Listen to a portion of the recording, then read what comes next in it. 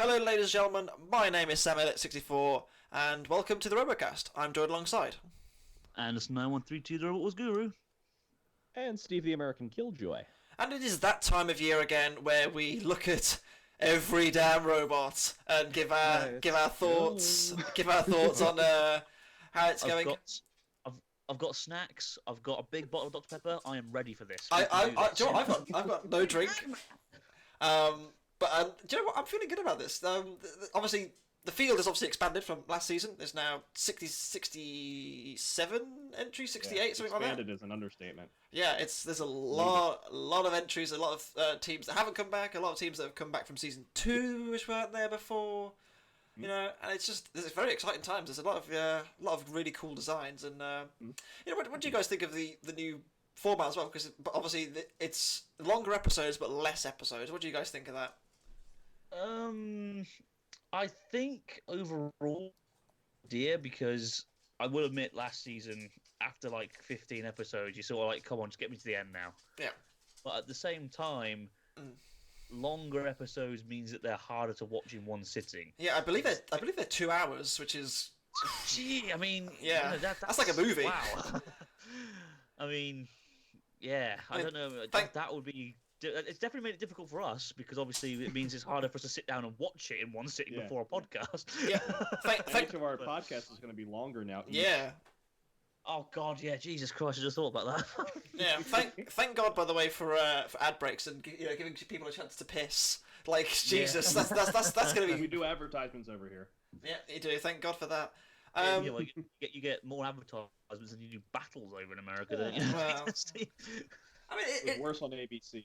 It is very exciting because obviously, we have this, massively expanded field, but like we've got entries from all over. Obviously entries from all over the world happen every year, but like really, it's like a world championship this time around. Like we've got teams from, China, teams from Brazil, teams from a lot from the UK, a lot from Europe, and obviously the States has obviously got a lot of entries in there too. To me, this is very much like, I think it's being dubbed as the BattleBots World Series sort of thing. It's really cool to see. Mm-hmm. It is a nice mix. I mean, the fact that 51 of them are from the U.S. kind of puts the weight in our corner, but for any other country actually winning the title, but you never know if you just play pure odds. But it's nice to see a good mix of teams here. I mean, we have a Russian team. We have New Zealand. We Australia. have 2 Brazilian teams this time. We have Australia. The Netherlands are back.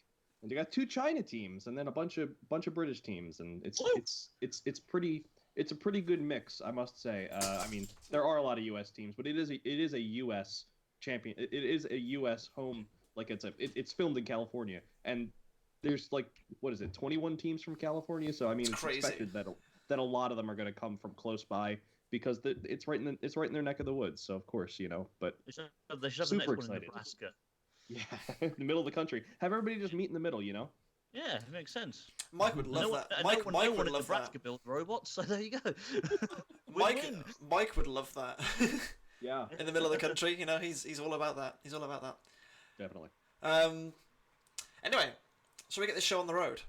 Let's crack on. So, I suppose we should, really.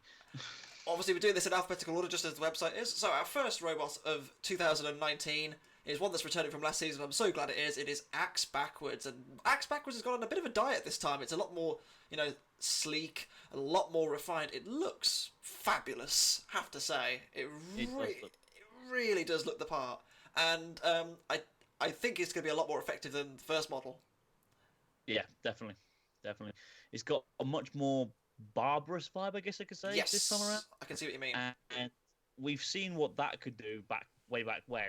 Imagine with modern technology what this one could do. And those teeth look particularly nasty as well, and it just looks a lot sturdier and a lot more brutal. So of course now watch it do terribly because we said it's going to do well. But I really am looking forward to seeing this return, and I'm glad this one did return because I felt that we didn't really get to see it live up to its full potential last time. It had some fairly tough opposition, if I remember correctly. I think it had 2 teams that were in the top 16, so it had some stiff opposition. I think is it Kurt Durgeon who built yes. Max? It is. What a brilliant robot he is. I mean, it's so nonsensical to build something like this these days. You know, look at all that space that there is for a vert or a horizontal to hit it, but I still love it all the same, and I hope we get to see a lot of axe backwards this time around. Definitely, it's cool to see an evolution of a design. Definitely, I love the color scheme. I always have. It's the purple and green. I got a soft spot for that because that was my old high school robotics team. We were purple and green. Yeah, it's a really solid looking robot. I mean, yes, it has gone for a more barber's pole shape, which I mean we've obviously seen before in combat robots. But it's got a lot of potential. I do hope it does well. We don't know. It's one of those robots where, I mean, if it comes up against a really strong vert, who knows what's going to happen to the body of that drum? But I think I'm just excited to see what happens, honestly. Yeah, absolutely. It's a fun looking robot, and I'm excited to see how Axe Backwards gets on this time around. But we'll move on to robot number 2, which is BattleSaw. First of all, it's a track. It's a tracked. Little story behind this guy. It's a tracked ring spinner. Yeah. Yes. Which I'm happy about, by the way. I think that looks absolutely amazing. It does. It looks amazing. I think you guys would call it daft. But the thing is, okay, I can't remember when it was. It was a few years ago now. Yeah. You know, BattleSaw, a tracked ring spinner is literally the most complicated thing you could possibly build. And I'll be honest, I've not heard of the team from Kansas Twister Robotics here, so I do apologise to those guys out there. But good lord, they've taken a deep plunge into the unknown with BattleSaw. Yes. I'm excited though. Again, it looks. I don't think it's going to be that effective. I'll be honest with you. You know, there's not much. You know, what's the word? There's no engagement. That's the word. That's a good word, isn't it? There's not much engagement with the disc. Yeah, it's gone for the very the classic approach of having lots of teeth. Yes, it's gone like Super Beyblade. Yes, yes. There's no other way about it, and I don't know how effective it'll be. I know that the original design had 12 teeth instead of 8, so they have stepped it down originally. This is one of those robots that it was actually intended to participate in season 2 on ABC, and they weren't ready, or they got turned down. I don't remember. It's on the BattleBots wiki. And then they were actually supposed to be in season 3 of the first one on Discovery, and they weren't ready in time. So now it's finally cool to finally see this robot finally ready to go. Yeah, you don't see a lot of robots out of the Midwest. I mean, well, I believe this is a from Kansas. Yeah, and I see a Wichita State WSU Tech. Go Shockers. Hey, I got to talk about these colleges when I can.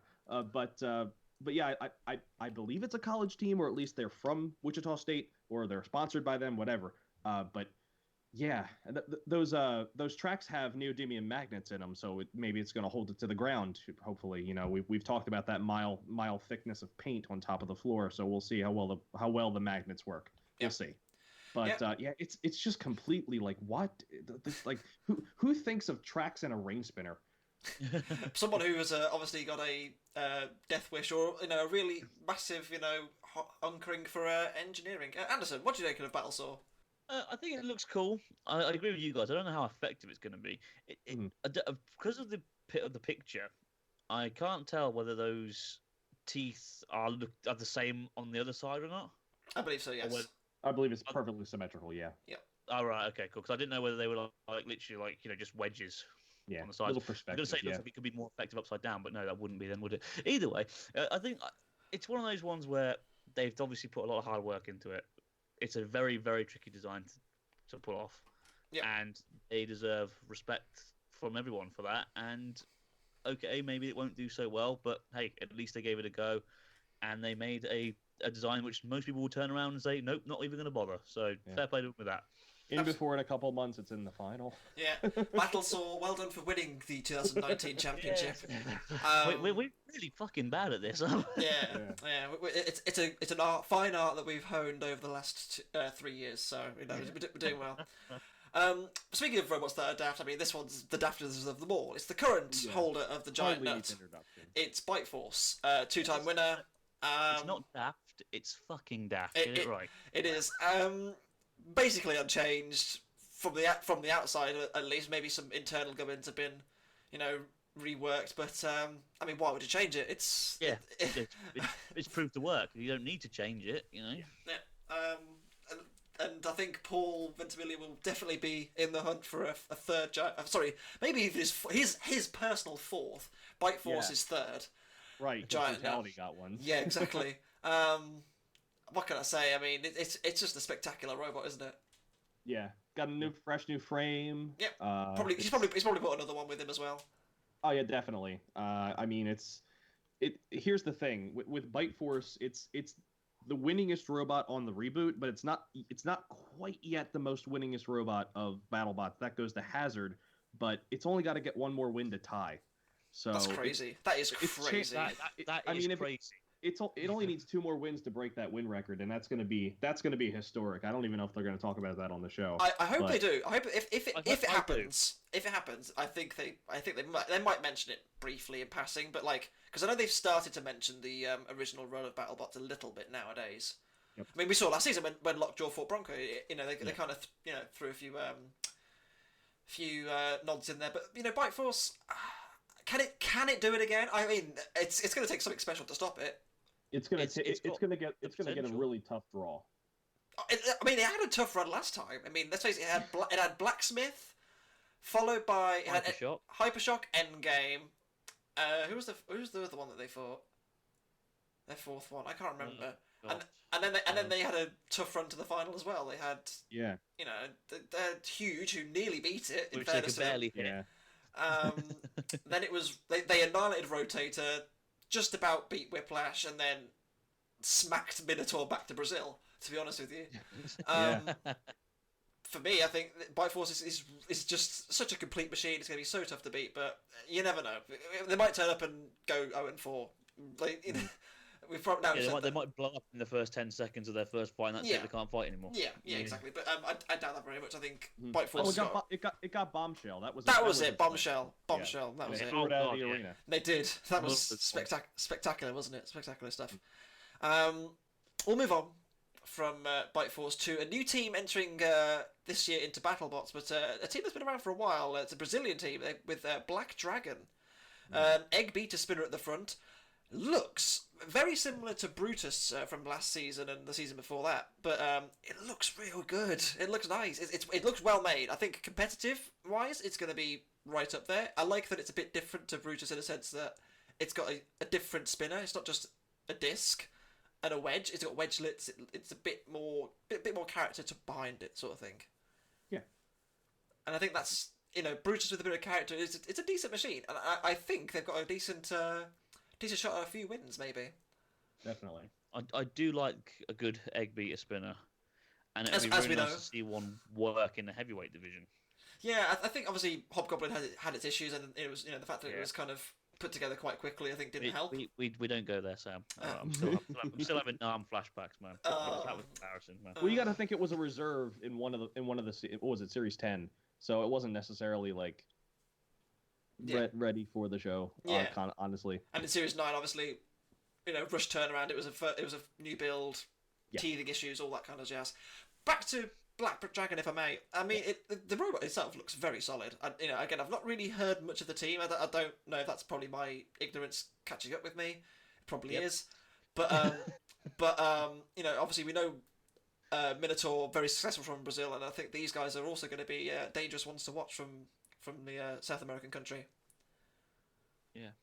Yeah, it's gonna be it's gonna be exciting, and this is what we're talking about, having more teams from around the world participate in BattleBots, and once we got a look at Minotaur, we knew about Tora Maximus from the Robo Games days, of course, and many other things that they've won at this point. So if you're fighting against Minotaur, you might have a good shot here. We'll see. I'd like to see if we can learn a little bit more about this team as we get closer to filming.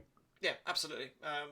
We'll leave that there then. We'll move on to a team which have been around for quite a while now. Season 2, they've been Season 2, Season 3, back for Season 4. It is Blacksmith, and the flaming hammer of Blacksmith is back, and I'm really happy about that. It's very similar in terms of aesthetics from last year, but why would you change it? It's wonderful. Yeah. I'm so excited. I'm so excited to see Blacksmith back again. And I'm guessing at this point, my favourite fights last season. I'm guessing at this point we've all seen that the image that the BattleBots page posted of them against Spectre, or not Spectre, sorry, Quantum. Whew. Quantum, yeah. Oh man, I'm excited for that. I'm really excited for that. But I mean, Blacksmith. What can you say? It's a great big flaming hammer. What's not to love? Yeah. The dogged, determined metal Jersey Devil. I'm just excited to see it back in the box again. Yeah, it's gonna be one of those robots that, of course, you're always gonna want to see. Hopefully, it has the flaming hammer that lasts throughout the fight, because it seems like the lines on that get cut a lot. I mean, it is a very complex build. It is a very complex build. Of course. I mean, it's completely. The first time we saw it, we're like, this is completely out of, like, who thinks to do something like this? Who thinks robots need a hot meal? You know what I mean? It's one of those things. Yeah. When we first saw it, of course, it's like you think like, wow, this is just completely out of left field. But I mean, it's proven that it can take a beating and it can give one out. So yeah.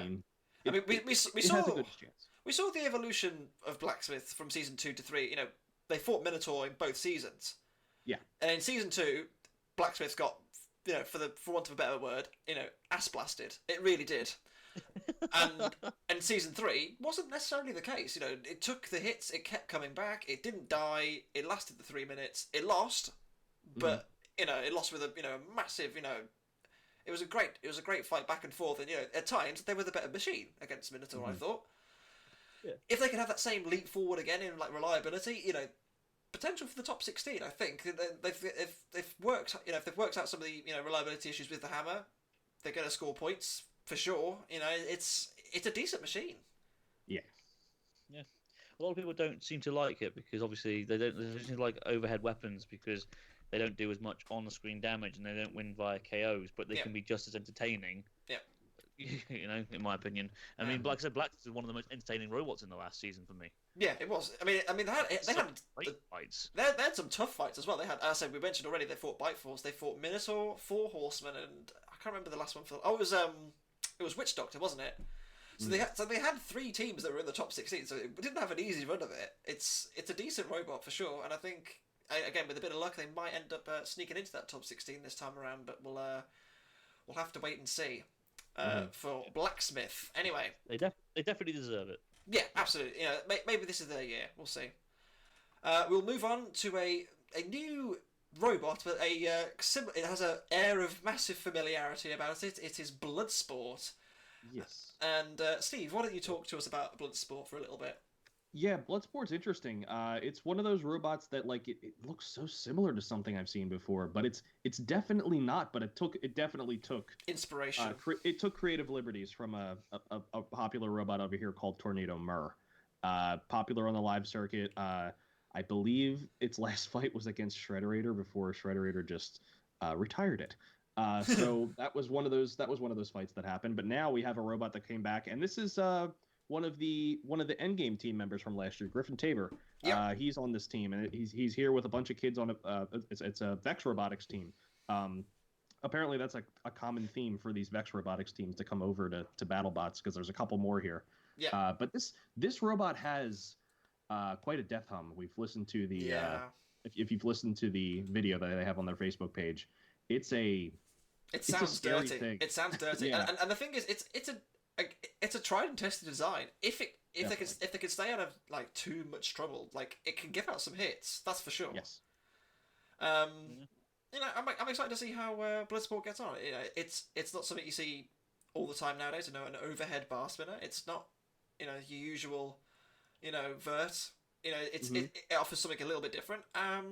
And we're missing Ice Wave this year, so we need something to fill that void. Yeah, this is this year's Ice Wave essentially. So I'm excited to see how Bloodsport get on. I've got a feeling that we might see them against Endgame at some point. I hope so. I would like that. Yeah. It'd be a good fight. That'd be a good fight. It'd be a good fight. Anderson, anything to add to Bloodsport? Oh, you guys basically covered it all. I'm really looking forward to seeing it. I think it looks great. I mean, I do like overhead bar spinners. I mean, Hazard is one of my favorite robots from the original series of BattleBots for obvious reasons, and I am really looking forward to seeing what this can do. It'd be nice to see them do well. Nice to see a newer team do well on the actual show. So Yep, absolutely. Absolutely. We will. Also, they win points for the best team name ever, bots and stuff. Yeah. And they're from Massachusetts, and of course, Dropkick Murphys are from there, and I love Dropkick Murphy, so I've got to love them. Anyway, we'll move on. We'll move on to a bit of sad news in the interim between seasons 3 and 4. Mike Jeffries stepping down and retiring from Bombshell between the 2 seasons, as we mentioned. Obviously, I imagine last season took a big toll on him. The robot didn't quite work out as planned, and all the controversy with Bombshell getting in the top 16 and what have you. It's not nice to see. Obviously he's one man, and obviously I can understand why he'd want to step away and then have a bit of a break from the sport. But Bombshell is back, and it's also back with its Swiss Army bot guys. It's got multiple weapons again. It's got the disc and the lifter. The disc lifter, and I think it has its horizontal as well. I'm fairly sure. We got a horizontal too. I'm fairly sure. So hopefully, the thing is, it can't go up against Cobalt this time and cut its wheels off. Yeah, that is a problem. Yeah, but you know what? You know what? Bombshell's a decent machine, and I think a lot of people gave him a hard time last season. The thing is, they had a rough run. Rough run. All their opponents ended up in the top 16. I think, and some could argue that they deserve to beat Yeti. There was a lot of, as I say, there was a lot of uproar about that. Very 50-50 down the middle. I personally think they should have won, personally. But I'm not a judge. Yeah, we're not judges. I have to say, the new version of Bombshell, as Bombshell always tends to look, it looks fantastic. Yep, it looks great, doesn't it? This is, in my opinion, is the best looking version. Yes, I think I'd say so. Harkens back to the original version we saw in season 2. Yeah, it's a refined season 2 Bombshell. It looks like and I think they've got potential. Once again, I think they're going to be ones to watch this time around. They're going to have a point to prove after last season. They're going to want to show that it wasn't a fluke. I mean, they were very fortunate, as we've all said, to end up in the top 16. Yeah. But I think they're going to want beating Tombstone. Yeah, I know. Coming back and getting redemption. Yeah, I think it's going to be a big statement. It's going to I think we could be seeing a rematch.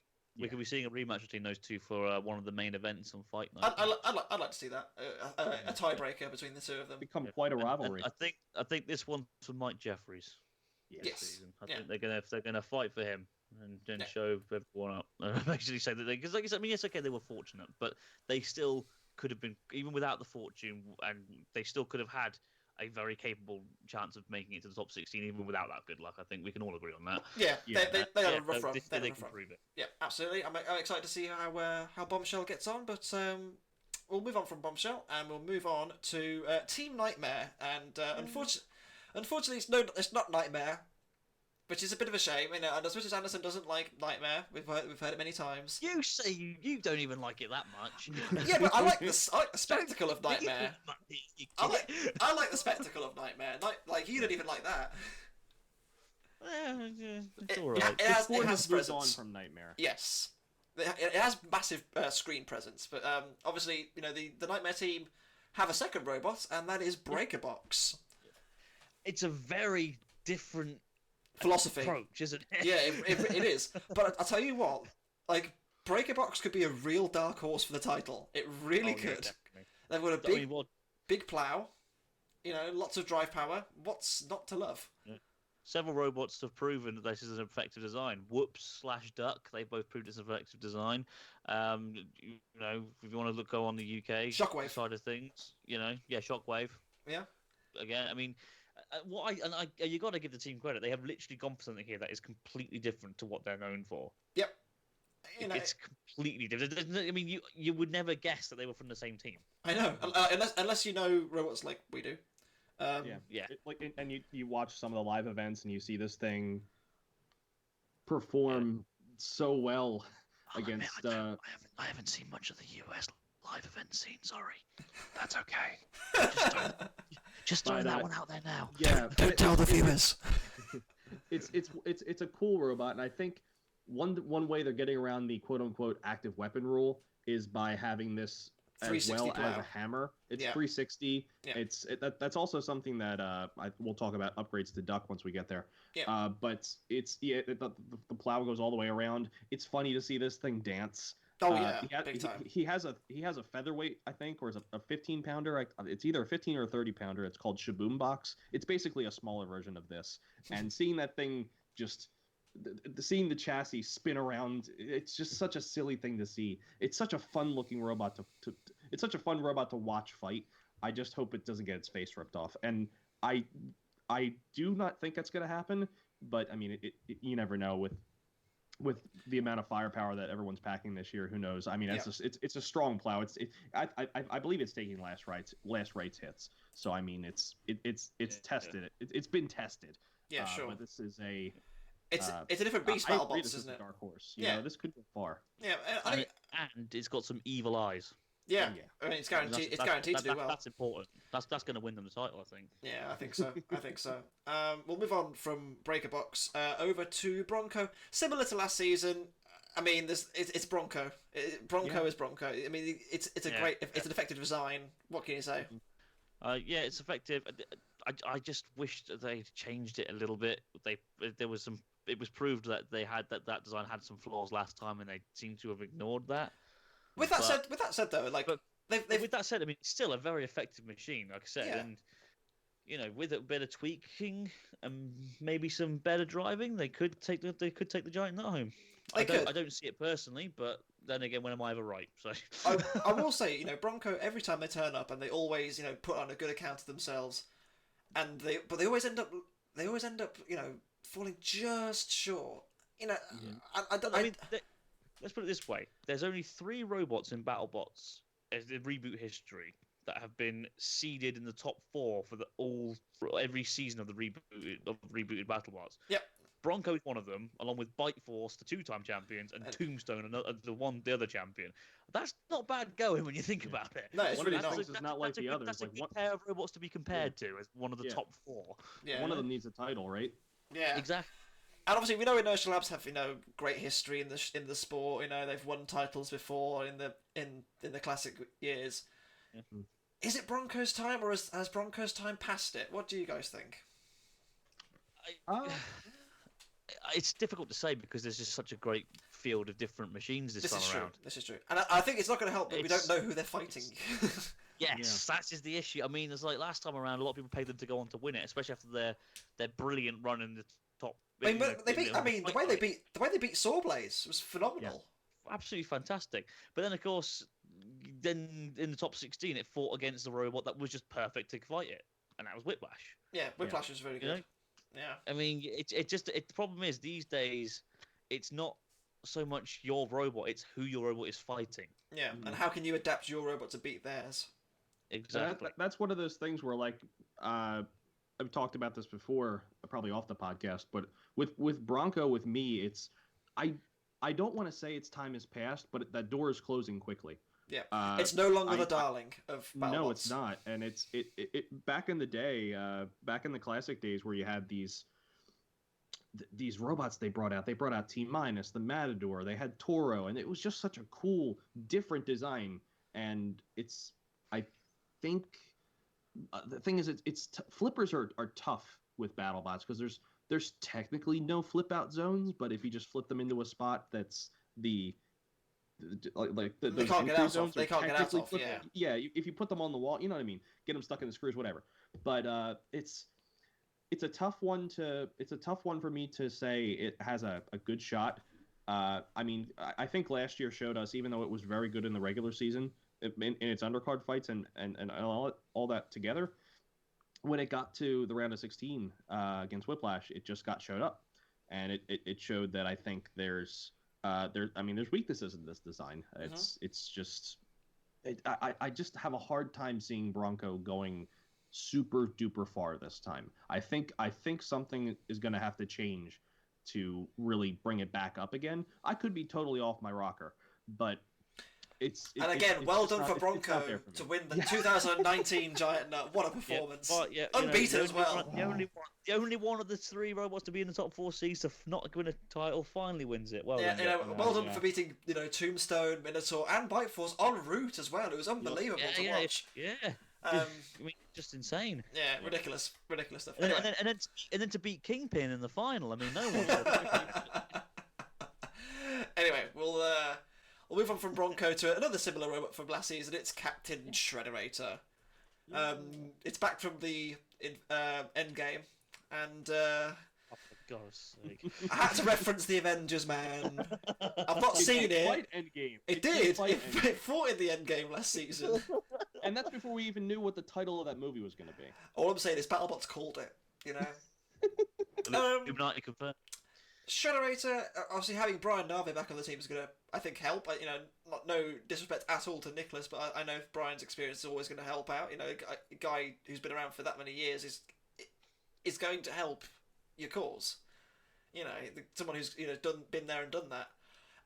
Much like with Bronco, similar to last time, is the door closing on Captain Shrederator? I think so. I mean, this is not me being harsh, but this team has used this same design since the classic series with Frisbee and, of course, with the Revolutionists in, Robot Wars Extreme Warriors.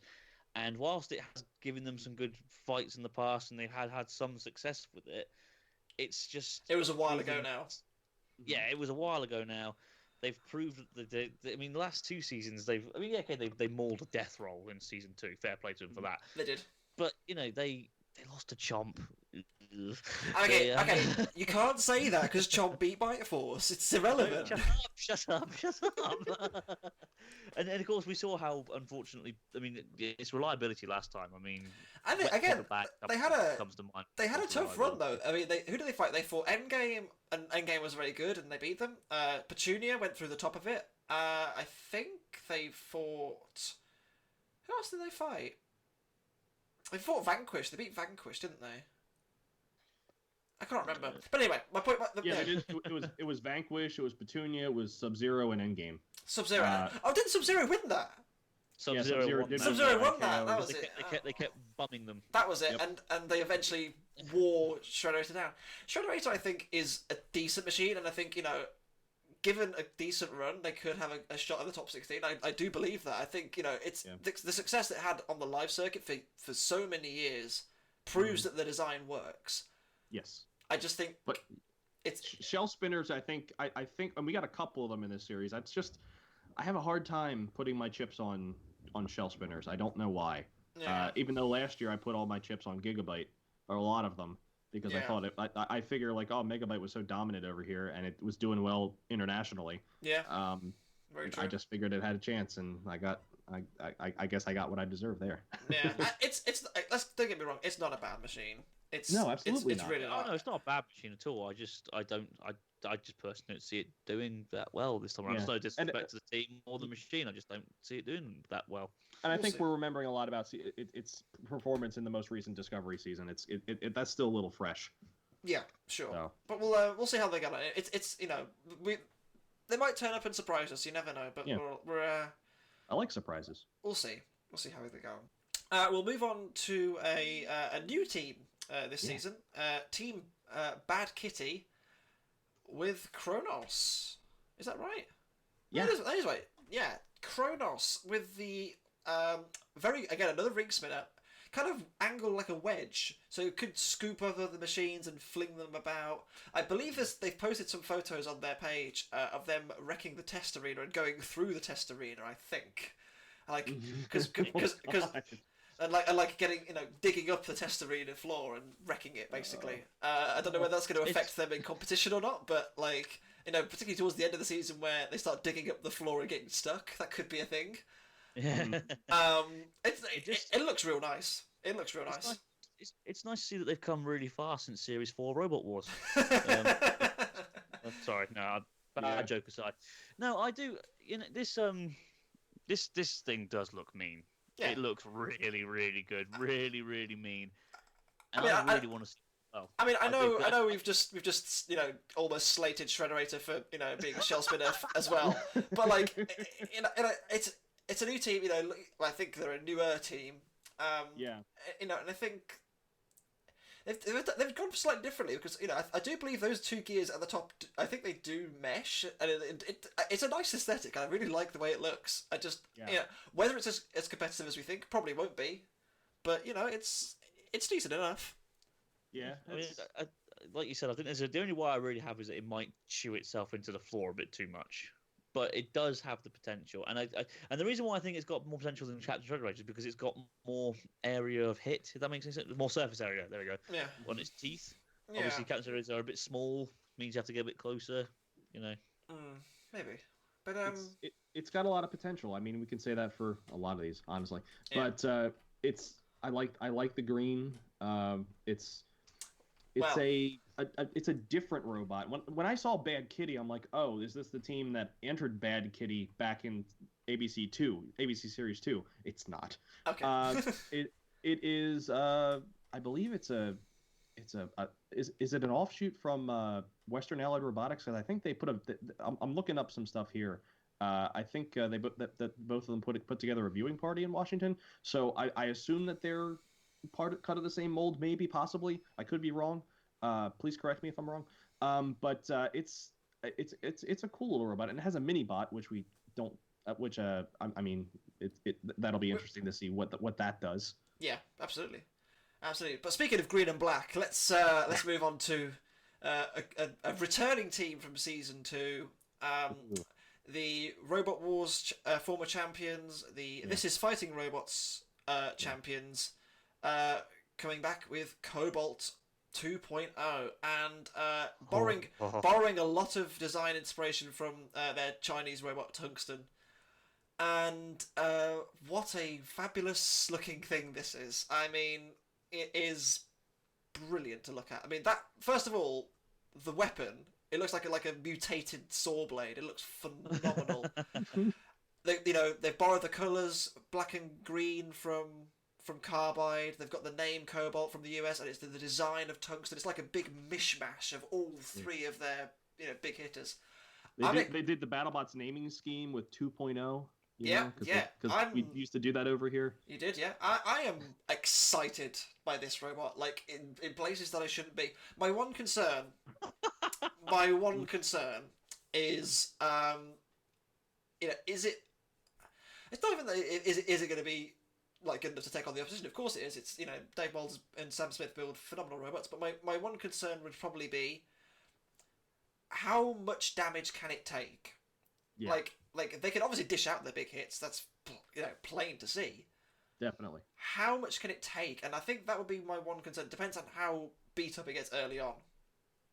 I think missing that axe that Tungsten has. Oh, that's ruined it. It's ruined it. Ruined the whole thing.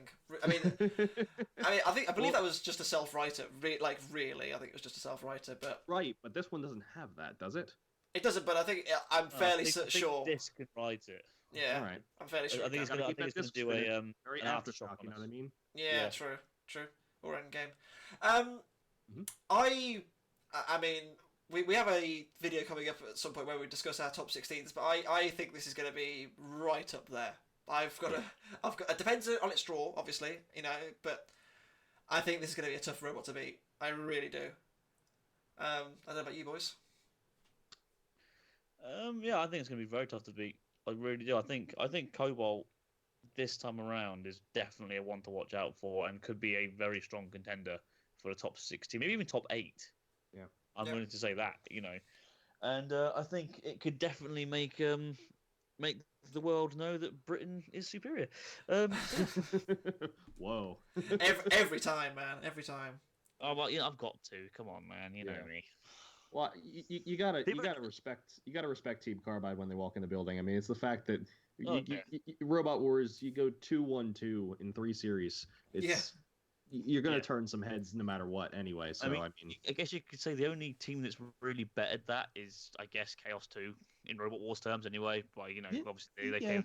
It was a different time period. But it was obviously a different time. Yeah, and the fact that I think Carbide won as many fights as. I mean, let's face it. How many did they win? So they won. Well, they made it to the final every year. Yeah, but in Series 9, they won every fight by KO. They won. Was that 9 fights by KO? Yeah. 9 or 10? That's ridiculous. Yeah. That is ridiculous.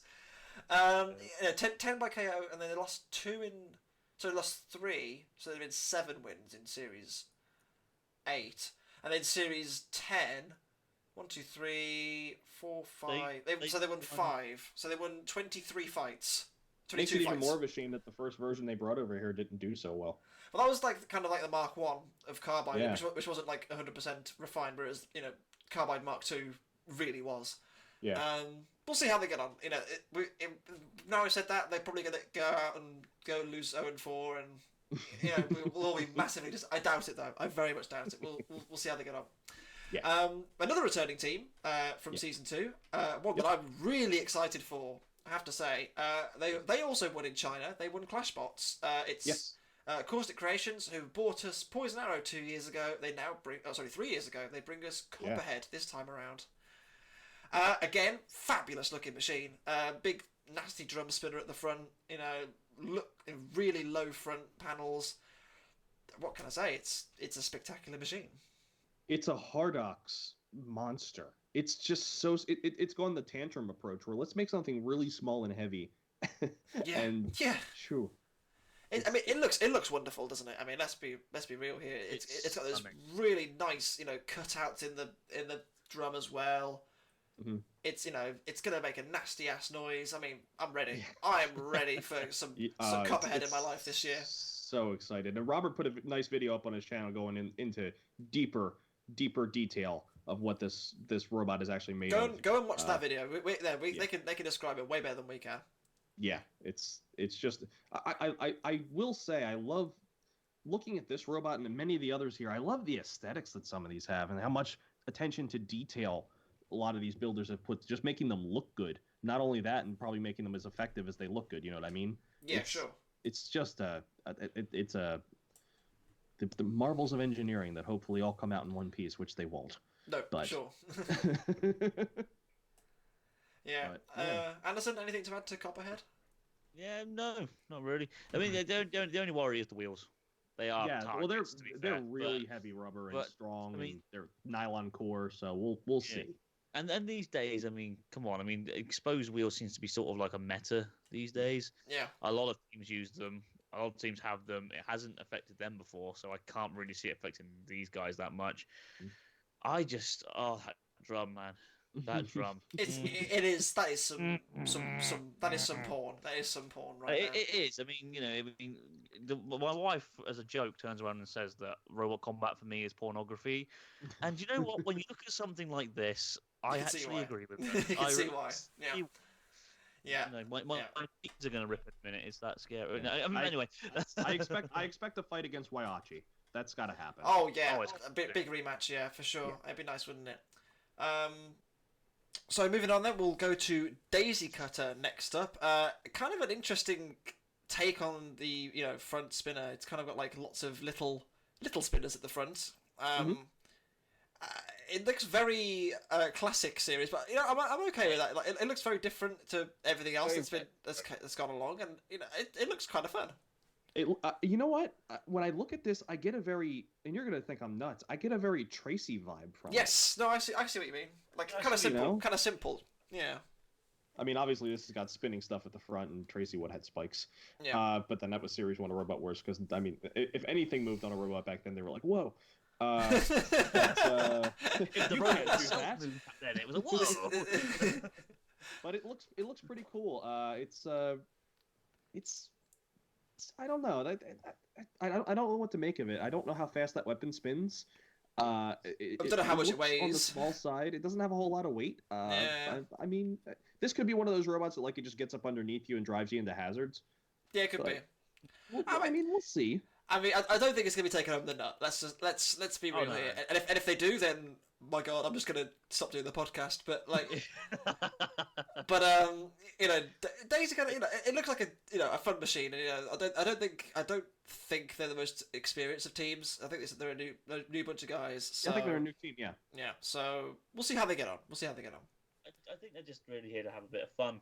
Yeah, at the end of the day, I think it's going to be fun. Either way, it's going to be a spectacle, seeing it succeed or fail. I think. Yeah. Yeah. I mean, the way you look at it, it's got a flat top, so overhead weaponry, easy target. It's got flat size, horizontal spinners, easy target. I don't see the spinners doing much, but good luck to them anyway. Yeah, and well done for getting into BattleBots. Let's face it. Exactly. Yeah. Oh, absolutely. Yeah, I mean, I guess we could say it's the Bale Spear of this series. Yeah, I'd say that's a fair comparison. shout? That's a fair comparison, yeah. So moving on, the Australians are back with Death Roll 2.0, and I really like this. I really like this a lot. I mean, first of all, the severed hand holding a knife as a Shremek. Let's be real here. Let's be real here. I mean, it's a mighty croc. Mm-hmm. And they've got some pretty decent times over in China, obviously with their other robot Great White. Yeah. Obviously teaming up with Ellis Ware over there and ended up I think they did, was it semi-finals or something like that, I think, in Gigabyte 1. I want to say they did really well. I can't remember how well it was they did, but they did fairly well, I think. But yeah, I can't remember. But Death Roll, I mean, they've obviously learned some lessons since season 2, and I think they were unlucky to draw Shrederator in round 1. Yeah, definitely. But this looks really good. I like the look. The anti-wedge around the sides has got me questioning. Is that do you reckon that could be to deflect undercutters, maybe? That's what I was thinking. You know what I mean? Under the machine, like kind of bounce it off them. I don't know. It's an interesting design, and it's colourful. You're gonna see it really well in the arena. It looks the part, and I hope they do well. I think they've got to. They've obviously, as I said, they've learnt their lessons from season 2. They've come back and they've got a really cool robot. So good luck to. We had such a small sample size the last time. It had one fight against Shrederator and then a rumble against, what was it, Scorpios and Bucktooth Burl, and then we didn't see it again. So it's and then if you didn't watch your international robot combat shows, you wouldn't know that they were participating with Great White overseas. Yep. So it's cool to see them come back with a new bot, and I hope they do well. I don't know how well they'll do, but I hope they at least, let's get a couple good fights out of you. Let's get more than just one on TV. That'd be great. Yeah, absolutely. Anderson, anything more to add? No, you guys pretty much covered it there, really. Good luck to them. It looks really good. I think it's designed really well. Yeah. I played them. I do think it's got a lot of potential. Okay, we'll move on to one of my personal favourites for this season. I have to say, it is Deep Six. Now, this thing is what happens when you take your standard ant or beetle weight size robot and literally make it the size of a heavyweight, and this is what happens. Deep Six. This is Drizzle on steroids. Yes. There we go. Yes. Drizzle, as I'm glad someone said it. As the Monsoon team said, Drizzle went to the gym and came out as Deep Six for season 4. I mean, it's balmy. Let's be absolutely frank. It is absolutely wacko. They've turned up with this massive ass bar. Are they going to win? Probably not. It's probably just going to fall over and die. But what a spectacle this thing's going to. And we will love it. Yeah, what a great presence. It's the evolution of Nightmare. You know what I mean? The big disc idea, where it's just a stupidly sized bar. No one thinks oh, this is a good idea. Well, then again, Tommy Brewster with Drizzle. I mean, no one thinks to put a bar like that on Beetle. Lest we forget Apex as well. Oh, sure, absolutely. It's just this is like mounting Apex vertically.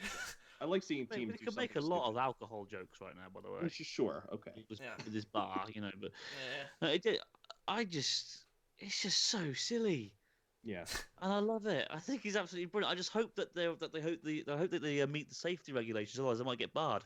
I would like to see this thing fight Huge. Yes. Oh, please. We need this. If the BattleBots producers did not think this through and did not put them against each other, they deserve to be fired as incompetence. I tell you what, it's just such money. That's money. We don't want to see Yeti versus Witch Doctor. We want to see Deep Six versus Huge. Damn it! Yeah. I'd like to see it actually I'd like to see it actually Deep Six something, because you guys know what Deep Six means. It's to kill someone.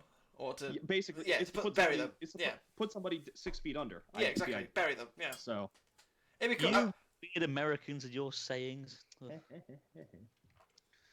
Yeah, Deep Six is. I know they had to. They also tore up some of the battle test arena quite a few times. I think is from what I saw. I know they had to put some stabilizers on the back as well to make sure that they didn't keep keeling over, much like Drizzle did in BattleBots. They didn't do a Drizzle, basically. Yeah, basically. But it's. I mean, what a balmy machine! But I love it, and I really hope that we get to see it. Give out some big old hits and dish out some good. This thing is going to gyro so much. It really is. You're saying it's bar me. Is that what you're saying? We're going to move on after that terrible joke.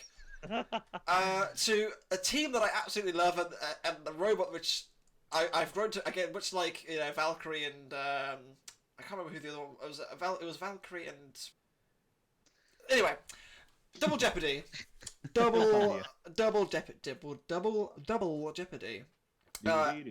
They've gone away and they've obviously worked really hard on this. I mean, it looks so much beefier now. Yeah.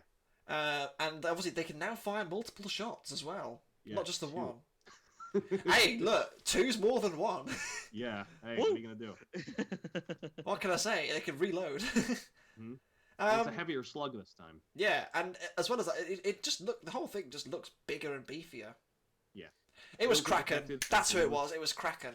But anyway. Oh, Kraken. Yeah, there you go. Okay. Anyway, Double Jeopardy. Yeah, how the hell did we get that? Back to Double Jeopardy. Sorry, Matt. Yeah, sorry, Matt. Come and talk to us, Matt. We'd love to hear you. Anyway, or Evan. Evan Woolley would be brilliant to listen to about Double Jeopardy because this thing, again, as we said, they've learned a lot of lessons from last season. It looks sturdier. I think that was an issue they had last year. It looked very flimsy, I thought. Double Jeopardy Mark 1, and this thing, obviously they can fire multiple shots. It's a big step up, and I'm excited to see how it gets on. I don't think it's going to be winning the Giant Nut anytime soon, but it's a decent machine. What do you guys think? I just look forward to seeing it again. Really, it's great fun. It's a cool idea, but realistically, yeah, I don't really see it doing very well. But at the end of the day, it's there for entertainment. It's not there to win, and fair play to them for that. Yeah, it's definitely there to stretch the rule book, obviously, because it's the first robot to have a free projectile to go across the arena, and I just think it's such a cool thing to see. Yeah, maybe it's not the most effective. It does cause damage when it hits. We did see there was a picture last year that Mecha Rampage posted of it destroying its bar on impact. You know what I mean? Like chipping pieces. It has power, but it's the aiming. It's the aiming that's the most important. And us guys, we know about aiming. It's very important. No, I'm still learning that, unfortunately. Oh, yeah. Well, but anyway, it's one of those things where like maybe a laser guide would be interesting, but it's at that point it might be getting too technical. Yeah. But see, when you're trying to follow something so robot fast, that needs that sort of thing, like like chomp sensors. This is the kind of robot that needs that. Yeah. In mind. I like 101. Like if we remember back in the day, they had a laser guided spike that fired when there was a target in front of them. If there was a target in front of them, bang, fire it, done. Yeah. I could see some really cool projectile math being done to like kind of anticipate how like if a robot goes a certain speed, if it tracks it. I mean, we could have some really smart BattleBots in the future if we get something like that. What we need, right, is a BattleBot with an oil gun and a flamethrower. That's what we need. That sounds like a very big safety hazard, but sounds very Mad Max. Yeah, it does. It does. It's gonna be a safety hazard. It's a combat robot. Come on. Yeah, this is very true. This is very true. We will swiftly move to I think the fan favorite from last season. Would you not agree, boys? I think this was the one that pretty much everyone talked about as that was Rob's, of course, as well in the Rumble. Some would say, but they've come back. Hal Rucker's come back with Duck, Mark II. Doing the hand motion. Yeah, absolutely, and you can't really do it this season. It's kind of like much bigger bill. You have to kind of slap your hands together because they've much like Breaker Box. They have a 360 lifter. Yeah. Which I'm so ready for. Like Duck is a brilliant machine as is, and I think this is going to be a big improvement over the last one. I like its little alfalfa on the top too. How, it's got a little mohawk. Yes. On the top of it. Yes. Which acts like an axe tip. I think that's brilliant. I think that's really good. I am so happy to see Duck back. The amount of people who were like, "Oh, it should be banned." Well, obviously it shouldn't be. So get lost. Who said that they were going to be banned? What? Who said that it should be banned? Oh, loads of people did. Did you not see the BattleBots Facebook group No. pages. Oh, Anyway. So basically, right, when the whole Bombshell thing happened, right, it was split 50-50. There was the ones that turned around and said the duck was robbed, and there were the ones that turned around and said the duck should be banned because it's just a pusher and it doesn't do any effective damage or anything like that. Oh, right. To the point where they turned around and said BattleBots need to change their rules and ban. It's not new cruelty.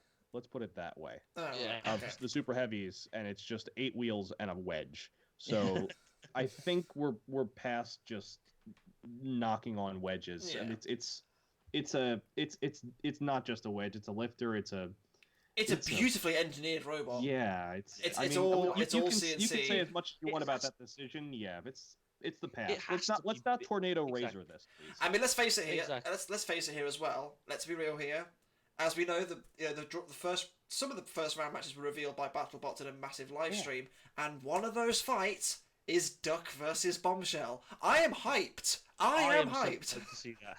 I am so hyped to see that. I want to see these two fight. I mean, one thing I have to say about Duck is it's one of those robots where, again, people turn around and say all it does is just get hit and then win.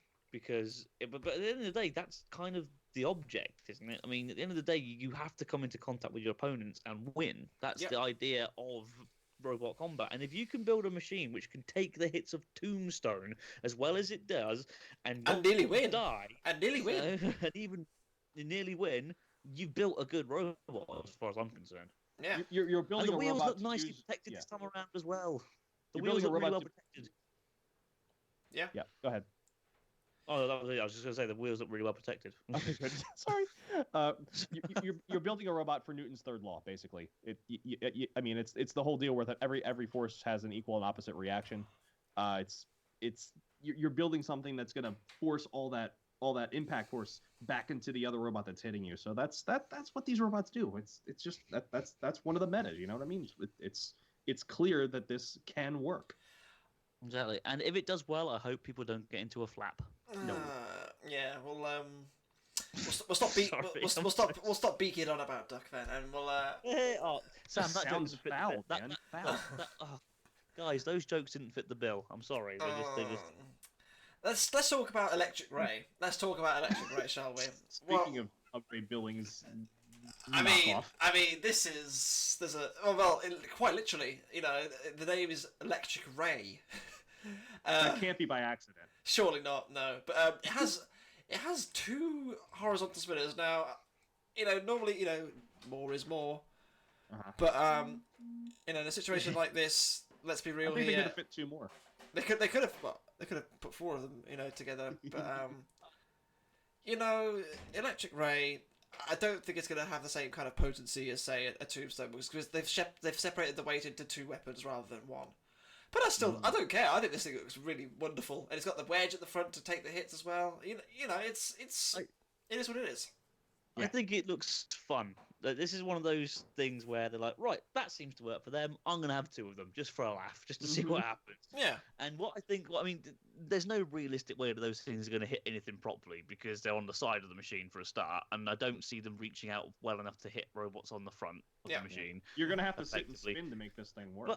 Exactly, but at the same time, that's what I like about it. They've made it work in different ways. I mean, you could sit and spin. You could try and drive to use the side spinners, or you could just use your wedge and your power.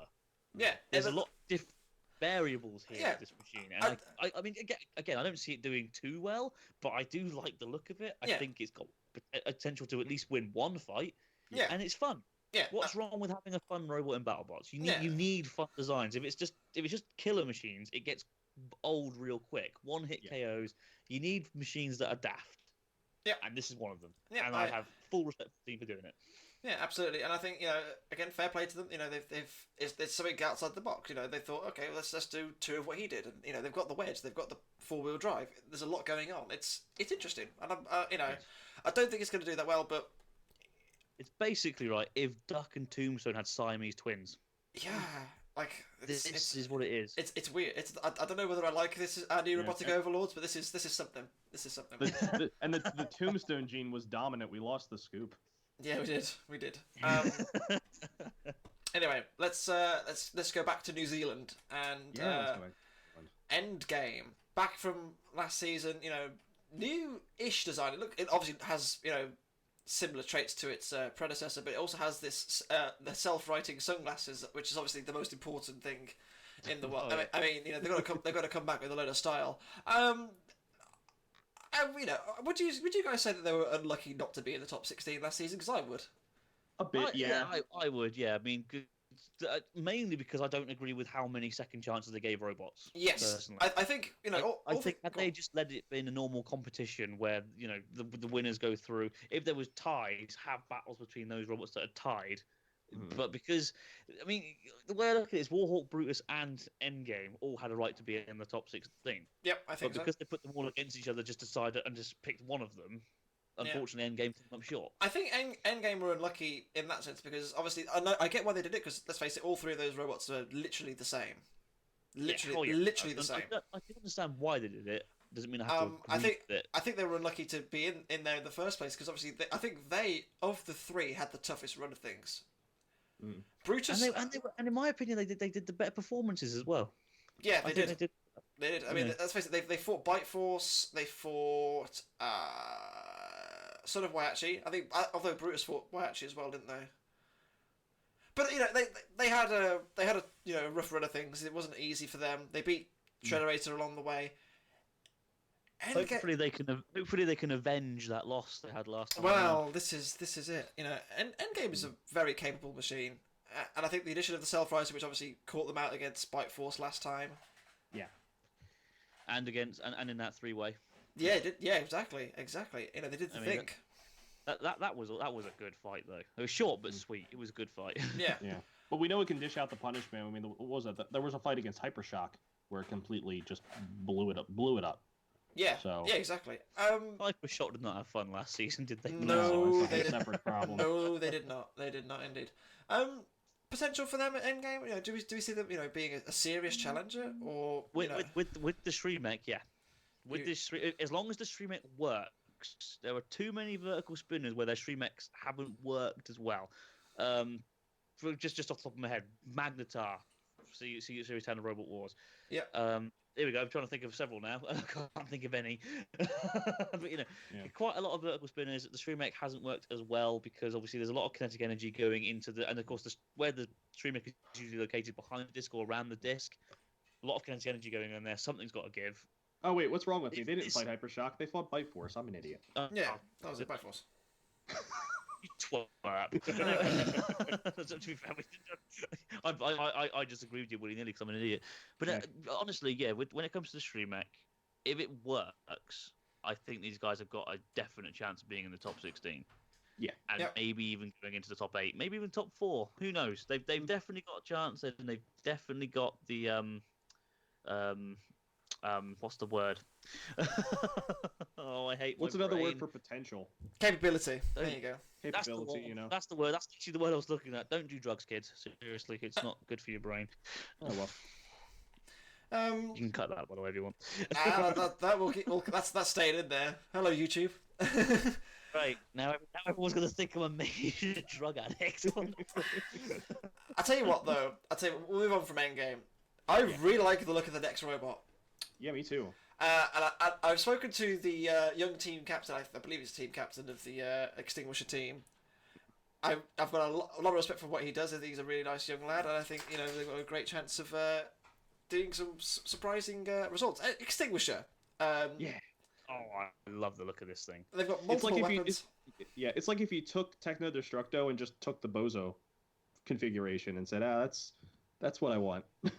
Well, they also have multiple weapons as well, I believe. Yeah.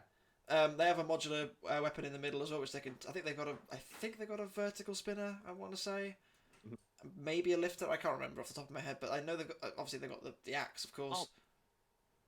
I'll be honest. I hope we see more of the axe. Yeah. It looks mean, doesn't it? I like the look at it. It reminds. I tell you what, it reminds me of, and you guys can think I'm an idiot for this. I want to say Thor. Early Thor. Early Thor, fair enough. I was actually going to turn around and say the Judge. Yes. Yeah, I can see that. You see a four-wheel drive, very quick machine with a big hitty thing. I don't know what it is. I've got a soft spot for axes that are put onto four-wheel drive robots that can charge into you and shove you around. I don't know what it is. It just works for me. It's like Shunt from Robot Wars. We've mentioned Robot Wars a lot. Sorry, I do apologise. But, something It's something that's related. quick. Yeah, exactly. Something that's quick, can push you around and hit you hard with a hammer. Mhm. This thing looks fantastic. It Oh, yeah. really does. And whilst obviously it's a gimmick, I guess you could say, because it looks a bit like a fire truck and all that sort of stuff. Yeah. Well, I that's the think aesthetic. I think it's got a lot of potential to actually be considered a serious contender. I mean, Yeah, we all know that yeah, it overhead does, yeah. weapons can do well. Yeah. I just think it's a bit ironic how Extinguisher doesn't have a fire axe. Blacksmith. Yeah. But Well, surely you should know. have a CO2 axe, you know? Yeah, oh, definitely. of course, yes. Technically, it should. Yeah. Well, hopefully, wait, this fireman's BattleBots will- rescue axe can break into a few things. I so we tell can you, actually like see the it. whole, Right. like even the axe looks like a fire rescue axe. Like the whole aesthetic Absolutely. is they've worked so hard to keep this whole aesthetic going. I love it. I think this is great. And it's got the spinner killer wedge plow. Yeah, it's got everything. It really does. I actually, I'll be honest, I didn't really notice this machine until literally today. Mhm. I think it looks fantastic, and I really, really am looking forward to seeing this perform. I cannot Yeah. wait. I see this as potentially being a new free shipping. Yeah. Yeah, okay. A I can robot see what you mean. that looks like something is really fun to watch in the arena, and hopefully, unlike free shipping last time, they can get those important wins. I would love to see this in the top 16. Do I think it would get there? Probably not, but it would be nice to see.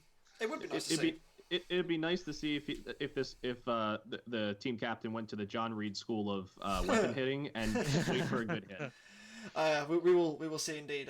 I think he is actually called John. If you're watching out there, we'll be speaking to you later this season. Wink, wink. We'll move on from Extinguisher to what the first of the Waiachi machines this year. It's Falcon. They've bought 3 machines this year. Obviously, no Warrior this time around, but Falcon. Yeah. Falcon, yes. I think it's a double drum spinner, which again, putting the weight into 2 weapons. Not entirely sure about that. With that Yeah, said, you're splitting It's your something firepower, of different. course. Just like Electric Ray, you're splitting your weapon in 2, and you're giving it more chances to hit, but less on each hit. yeah. But A bit like a cluster bot. Yes, you've got 2 robots attacking one, but each one's lighter and smaller and easier to attack and immobilize. yeah, It's exactly. a risk you got to take with these sorts of things. But I think a double drum is an interesting idea. Again, it's not really ever been done before. Mm-hmm. And again, fair play to the team for going outside the box. Yep. Yeah, and do- Falcon is an old design of theirs. It was a middleweight of theirs. So I mean, it's seen some time away, and now it's coming back and completely different. It just had 1 drum before, and now they've gone silly with it and put 2. So hopefully that works in their favor. I'm curious with this one. I will say, of the 3 Waiachi We machines need a that are bit in there, silly. of the 3 Waiachi teams that are here, I think this is probably going to go the least furthest in the competition. I think this one will be the worst perform of the 3. Okay. That's not to say that they're going to do badly, but I don't think. I think. Shit win. Yeah, watch it beat the pair of them. You know, it'd be great to see. But I think this is it's a decent machine. I don't think it's going to set the world alight, but it's good enough, to cause some problems in the arena. At least let's say that. BattleBots, please tell me that you will be wise enough to allow these 3 machines from the same team rumble. and put them into a rumble. Oh, yes. Please put them in a rumble. I want to see a Waiachi rumble. Yes. That should be a thing. And if there isn't, I'm going to be disappointed. yeah, I'll be disappointed as well, to be honest with you. But No, one boy, thing BattleBots. one thing that definitely does not bring me disappointment is the next robot we want to talk about, and that is Craig Danby's Foxtrot. Yeah. Oh. I mean, so obviously last time around, Predator had its issues. We knew that. Yes. Foxtrot was built, way ahead of time. It's tried and tested. It's basically Foxtrot Mark IV. Yeah. But bit different. I love the color scheme. I think one of his sponsors is a company called Order Fox. And that thing, I think that's the Order Fox colours. I believe. I'm not entirely sure off the top of my head. I'm sure Craig can correct us if I'm wrong. Mm-hmm. But He will. Yeah, and he will. He's a good lad, is Craig. I miss you, man. Anyway, Foxtrot. Traitor. I mean, No, come on now. Come on now. Anyway, He came to my side. It's fine. Yeah, Foxtrot. I mean, what a beautiful robot. What It really is pretty. I mean, better now that he's moved over to America, he actually does well as well. That's what's No, yeah. well, maybe that As was long as he the. doesn't fight one other robot and get stuck underneath it, we'll be fine. I mean, let's face it. Foxic and Predator had their issues. This has obviously been a bit tried and tested beforehand. I just hope that it puts a good account of itself in there, and I think it will do because Foxic. Well, as Steve mentioned, in a live event down in Florida. Obviously, you met Craig, didn't you, Steve? I did. Yeah, I got a picture of me and him together. It was. I had a good time. I was able to really spend a lot of time with a lot of the teams there that came down. A lot of the teams that are actually in BattleBots this time came down Bronco bots. It was really, really cool. Yeah. But there was one fight against Mammoth, which is a riot because I think I'm in the background shot somewhere. I don't know where. I think I found myself once, but I'm laughing my ass off because basically Mammoth worked as a cage. And it's just it's so big. I mean, Foxic is a tiny robot. It is tiny, and Mammoth is a very big robot, and obviously got stuck underneath it and stuck inside it, for want of a better word. It was very funny. It was very funny. Yeah. But what do you think of Foxtrot? Do you think potential for top 16 maybe? I think so. If it gets the right draw. That curse is lifted, yeah.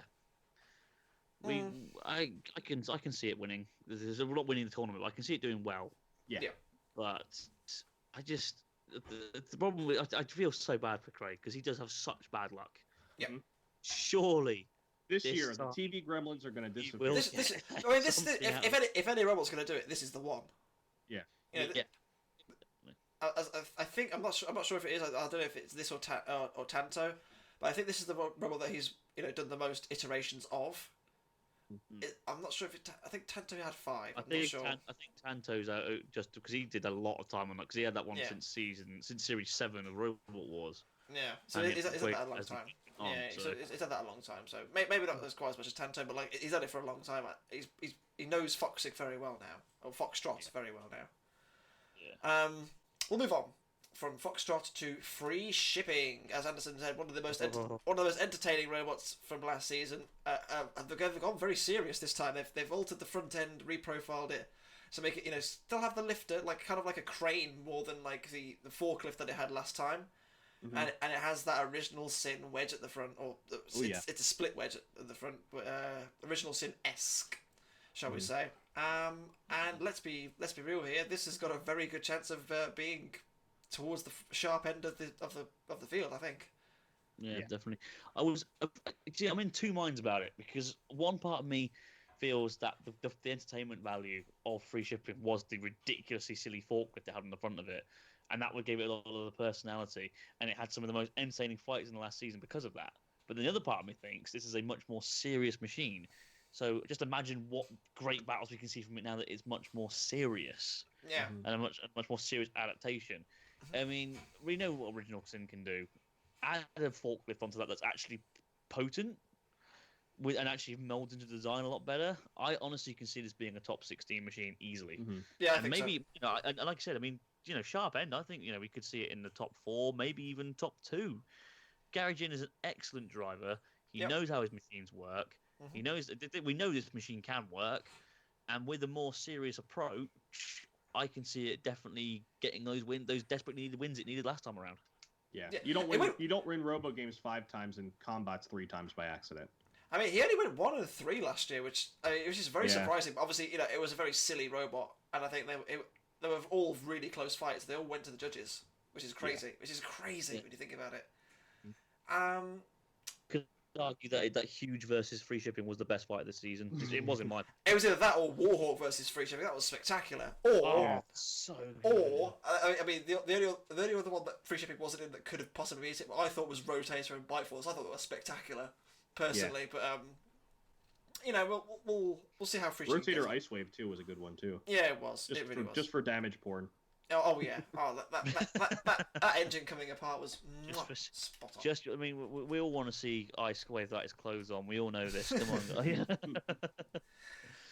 Let's talk about Gemini. Let's talk about Gemini. Very, very, very similar to last season.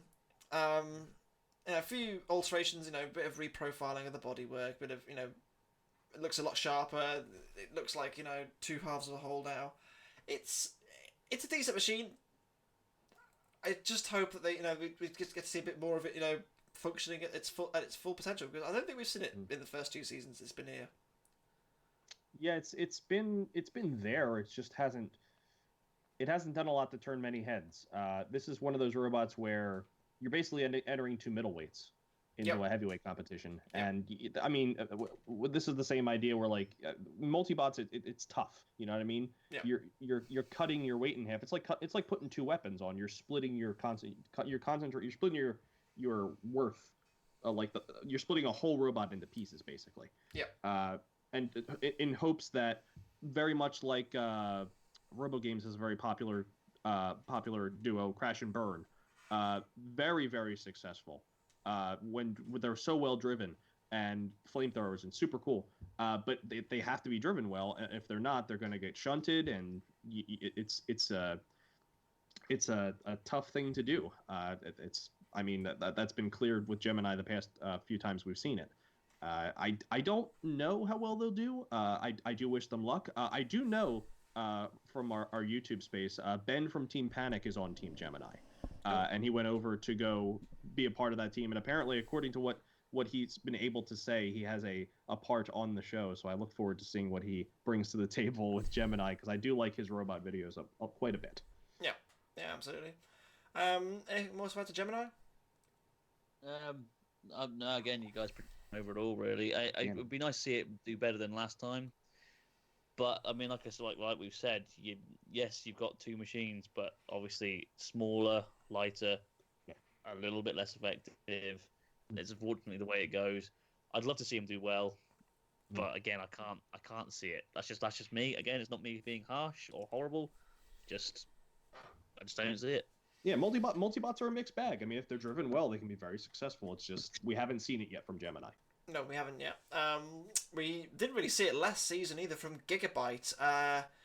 They had a shocker of a season last time. I mean, I think by their very high standards, they had a shocker of a season.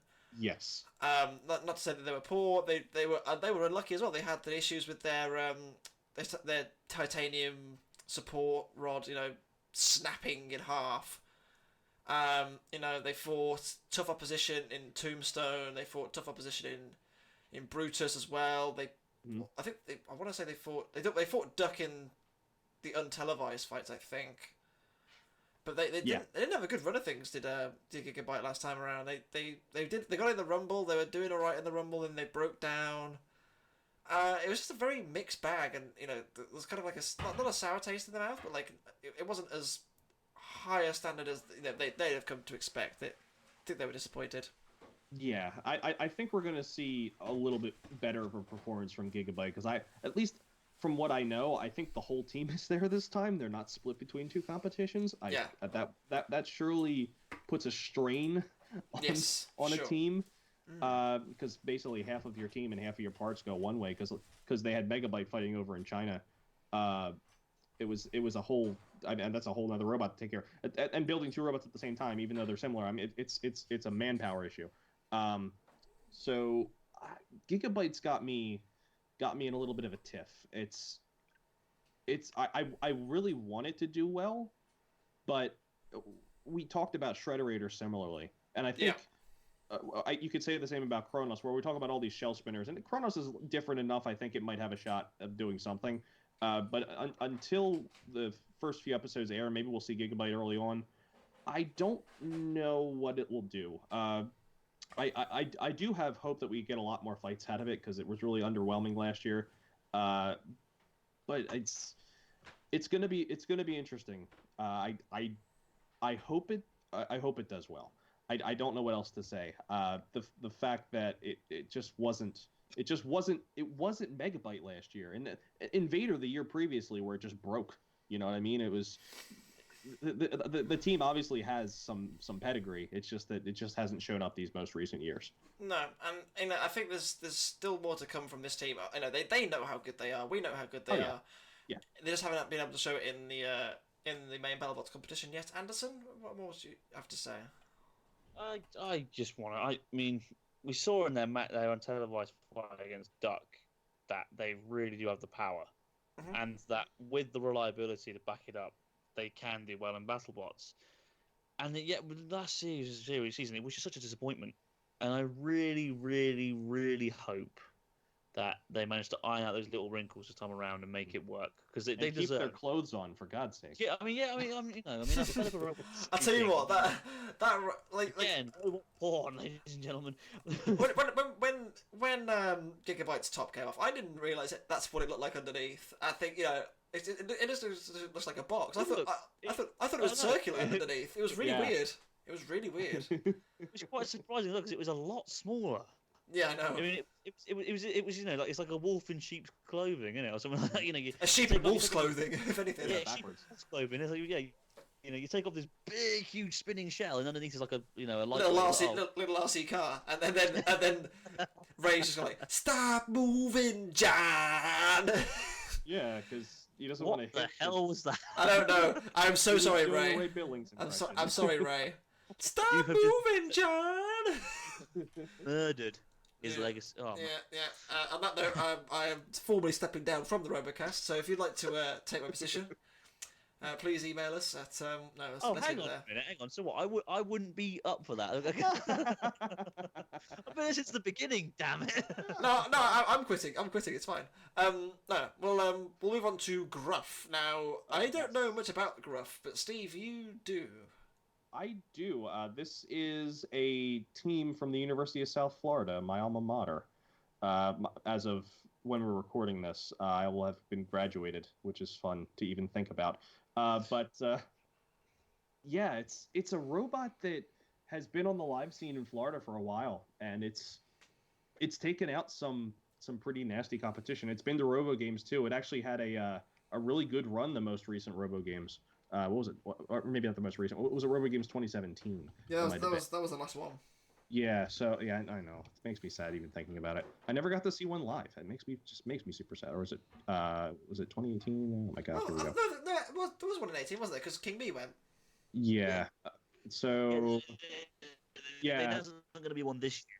That's right. Yeah. So it was Robo Games 2018. They had a really good run. They beat Swamp Thing. They beat Cataclysm. They beat Tora Maximus.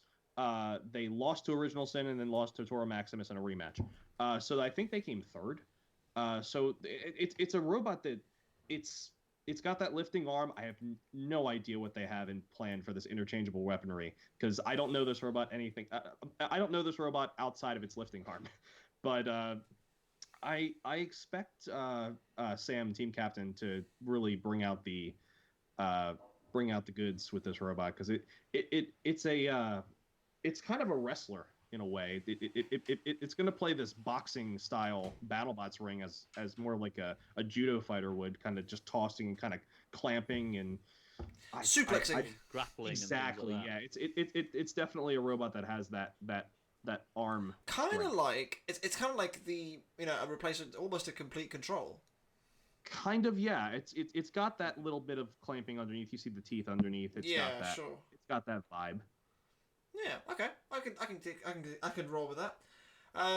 Gruff looks menacing. To be fair, it looks like a neat machine. So I'm excited to see how they get on. Whether they do as well as they did at Robo Games remains to be seen because BattleBots is a very different competition to Robo Games. But Robo Games is mostly about the machines, but in BattleBots there's other things to help you. Yeah, exactly. Yeah, I mean, I know the pulverizers and the kill saws don't really come into it anymore, but they're still there. They still. I mean, this kill source shredded Rotator's tire last time around, didn't they? It certainly makes a difference. Yeah. Next up is Huge. One of the Huge. All right. Huge. One of the standout and breakout machines of last season. For many reasons, not most the fact that they have this fantastic bar spinner. Really, they've redesigned the wheels. Obviously they'll have learned lessons from last year about having to keep their robot intact. Mm-hmm. I'm excited to see Huge. I don't think though. My one fear for Huge is their draw. Last time they had not an easy run of things, but they fought Sub-Zero, they fought Chomp, Free Shipping, and Ice Wave, and. They got 3 wins, and then they lost to Ice Wave, and then they fought Bite Force, and they lost to Bite Force. Mm-hmm. I think this time, because they have a bit of pedigree going into this competition, they're going to have a lot harder run of things. and I think Huge might struggle to get into the top 16 because of that. But you never know. Let's face it, they might turn around and have completely re-engineered the whole machine, and it's going to be better than everything else. But the meta is very interesting, because obviously mentioned already Tom Brewster from Monsoon's featherweight straddle. It works because it can get over the opposition and avoid the vertical spinners because it's so big. Mm-hmm. Horizontals hurt it, but the verticals don't really affect it that much because it just can't hit it. There's nothing to hit, and I think Huge could play a big thing in that because there's a lot of vertical spinners. Do they have the same kind of firepower that everyone else does, though? That's my question. I think it doesn't really have the same amount of power. I don't know. What do you guys think? I don't get me wrong. I thought it was really good last time around, but I think it's one of these robots where it has a really good first season and then it sort of just sticks around the lower side of things. If that makes any sense. I get you. It's had its breakout season, but with the amount of different machines this time around, I just don't see it capitalizing on that again this time around. That's just me. No, it'll still be great fun to see it again, though. Yeah, definitely. Huge is great fun. It had some of the most entertaining fights of the last season. Yeah, and it would be nice to see it come back again. Hopefully they can do well. Hopefully they can do it. I just don't think they will. Personally. Yeah, we'll see. It's one of those. It's one of those robots that's. It had its breakout year last year, definitely, and it's gonna have a tougher run this year for sure. Because it did so much better, I think, than most people expected last year. It's a tough one. I do really want it to do well, of course. It's such a different design. It's something that nobody thinks to do, and it does succeed at what it does pretty well. Those wheels do a good job of keeping it going. As long as the middle pin doesn't snap and it falls in half, so but that's the linchpin. You know what I mean? If as long as that one piece or however many pieces they have reinforcing the middle now, I imagine it's more than just a couple things now. I'm sure they've gone back and re-engineered it at least a little bit to make sure that doesn't happen again as easily. But then again, you're not going to get ice waved like they did last time because that was something special. True. But who knows? There are a couple of horizontals here that could give it trouble. We'll see. We'll see with Huge. I'll leave it at that. Okay. We'll move on to Waiachi Machine number 2, and that is another new one. They teased this one quite a lot. Hydra, which is a front flipper, and it looks very sleek. I have to say, it looks really nicely made. The paintwork looks real nice. I like the kind of snake tongue at the front as well. Flipper. Yep. Obviously, it's a Hydra. It's going to have a snake tongue. I think. As I mentioned, Falcon I thought was going to be the weakest of the three. I think this is going to be the strongest of the three this time around. I think it's got a real chance, and judging from the test footage that we saw of it, throwing 250-pound blocks as high as it did, that thing's got some power. Yeah. What I'm really happy with is that it's another flipper in a show that doesn't really like them. Let's be fair now. Well, no, they don't like them, but they don't really they're not the preferred weapon type. Yeah, I mean, right. the way unless you're I Inertial Labs. Right. Yeah, exactly. I mean, the way I look at it is the main reason why they've let Bronco in so many times is just because of legend status. Yeah, that's the way. And also because it can't all be spinners, so they've got to have something different in there. But I like that they're sort of waking up a little bit now, realizing that flippers can be entertaining and can be different, and this definitely does look different, and it looks good, and it looks really kinky. I'm not gonna lie. I love the paintwork. Yeah. I just it's one of those. It's simple, but it looks good. Yeah, it works really well. I mean, it looks to me like again going back to Robot Wars, Series 3 Robot Wars versus Getorix. It looks like that has gone to the gym and had some protein shakes. It's and put on an Argyle vest. And put on an Argyle vest. It's hard, Yeah, it's true. It's very true. It's very true. I like the look of this thing. And it's so nice to see Team Waiachi doing so much different things. Like obviously, doing a flipper. I mean, I don't think we've ever seen, Team Waiachi do that before. Yeah, outside of Warrior, Yeah, okay, Warrior. But... We didn't really see a whole lot of Warrior outside of flipping Nightmare that one time. Yeah. This is their first attempt, because I mean, correct me if I'm wrong here, but Warrior Clan's flipper was made via the kinetic energy. With the power of it was by the kinetic energy of the spinner. Yeah. And then they also, I believe it was correct me if I'm wrong here, it was a middleweight called the Red Square, on the live circuit. I think that is interesting. And basically, what that was that their flipper was basically a front hinge flipper, and it was a bar of metal that was slightly bent up. Yeah. And then they used some sort of pulley system, I think, and then basically the actual kinetic energy that was torqued into that bar was what flung robots into the air. It's really hard to explain. It was very different. It was very different. Basically, it was very different. It's nice to see them just take the simple approach with a flipper. Yeah. I mean, okay, there's no simple approach. I mean, it's not like, making eggs in the morning or whatever. No. But it is nice to see them take the. I mean, again, they make such extravagant machines. It's nice to see them go to something that's a bit more simple. Mm-hmm. And I look forward to seeing how effective they can do with just simple. I mean, like Sam said, I mean, they're throwing 250-pound blocks as if it's nothing. So it's got to be working somehow. And fingers crossed for them, this will do really, really well. Yeah. Yeah, very true, very true. We'll see how they get on. Yeah. I think they're going to be ones to watch, certainly. I think another one to watch this time around is probably the most spectacular looking machine of the last two seasons. And I think, once again, they've done it. Will Bales and Hypershock, just every time. Every time. It just looks so good. Yeah. It looks similar enough. It's not a complete rebuild. Yeah. The scoop looks a bit like a warrior mask. It does. I tell you what, I think this is going to be a big season for Hypershock. This is a make or break season, I think. Yes.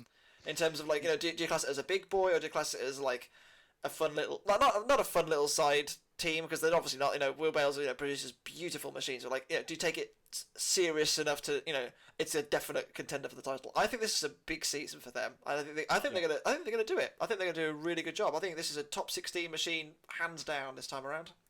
Mm-hmm. And I'll tell you why.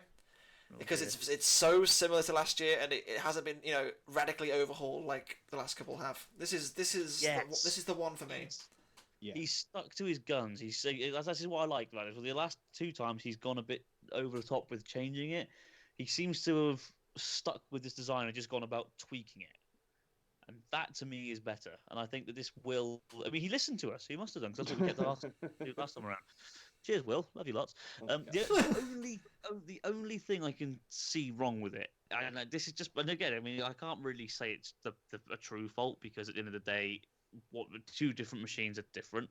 But the wedge is a lot like Witch Doctors, and I felt that sort of hindered their spinner last time around. And I can see it potentially hindering the Hypershocks. But at the same time, I really hope it doesn't, because I do like Hypershock. It looks so fast. good. I think things will be up that wedge so quick anyhow. Yeah, it's so quick. Yeah. And he's such a good driver. Yes. As well. And I think last season he had it was really unlucky. Again, a tough draw. He had a really tough draw. I mean, he got bumholed by Bite Force. Mm-hmm. Free shipping. I mean, free shipping. Yeah, great fight. Who else did they fight? It was they caught fire in this one, didn't they? But I can't remember who it was against. I know they got mullered by but I can't remember who the hell it was against. No. But they had a rough run again last time around, and I think that they're due a big season. I think this is their year. I think they're going to have a real standout year this time around. Either it's going to be really, really good, or it's going to go tits up again. But I honestly think because it's an evolution rather than a revolution, Hypershock could be a real contender. I do think so. Yeah. And they've kept the luminous yellow. Let's go! Yeah. Yes. The camera's gonna love it again. And it still looks like a toy monster truck. I love it. It's brilliant. Yeah. Well, we'll talk about a toy-based robot. Right. And that is Jasper. Jasper is from the same team that brought us Bucky the Robot and Griffin in King of Bots, and Flick in BuggleBots. Team Tomco. Tom Lloyd always makes beautiful robots that just have no right in functioning and yet somehow work really well and look great all the time. And this is another one. This is hopefully it goes beyond. One thing I want to know is yeah. Very funny. Where did the name Jasper come from? I don't know. I mean, not being funny, but this thing looks like the love child of Buzz Lightyear and Thor. Yeah. Right. So why, like maybe where the hell Series does 2 Jasper Bombshell. come into that? I mean, you could have called it Infinity. Tom, if you're out there, let us know why Jasper. Yeah, I look forward to seeing this one go. It's got this Artbot look, but it looks like that axe could really do some kicking. I mean, I don't know. I mean, I don't know what else to say about it. It looks cool, and I don't want it to get hurt. Yes, that's the thing. You know, Tom always makes these beautiful robots. Like, and they're maybe not the most competitive, but like they always look the part. You know, Bucky the robot. Let's face it, looks amazing. You know. I mean, the thing is, you don't want anything to get knackered. No, but unfortunately, it's the way of the sport. This is true. This is true. Anyway, we'll move on from Jasper to definitely the strongest looking. I suppose you could say it's striking. Prepare to get bowled away by Kingpin. Yeah, man. Wow, this is okay. Don't get me wrong. I think this is a again. It's got a bowling lane on the top. I love that. That's just so great. I mean, there's just so much going on here. I love it. This is gonna be Mike's favorite robot. Honestly, I love this thing. It's the epitome of silly but fun. You gotta love this. It's got a bowling pin spinner. It's a bowling pin spinner. Undercutter. I like undercutters. I'm happy for that. But it's a bowling pin spinner. Oh Jesus! It's got so much mass on that weapon, though. Dude, the only thing that surprises me. Look at the chassis. It's tiny. Thing. That is the one thing that shocks me. Mike didn't enter it. Joke's on you all. Mike's on the team. No, Kingpin. I mean, do I think it's going to do well? No. But I love it. It's literally got a bowling lane on top of a robot. What's not to love? Yeah. I mean, I'm going to love seeing this thing fight. Yeah, it's gonna be one of those ones. Even if it wins or loses, it's gonna be a spectacle. It's gonna be great fun. Yeah, exactly. And also, props again for a great team name, Team Burnt Popcorn. Brilliant. I love that. Absolutely fantastic. I live for that. It's not a bowling alley without burnt popcorn, is it, Steve? No, of course not. Obviously, you need your burnt popcorn, your nachos, your overpriced drinks. Yeah. Super good. Your greasy balls. Oh wait, hang on. Sorry. Swiftly moving on. To I think one of our collective favourite newcomers from last season.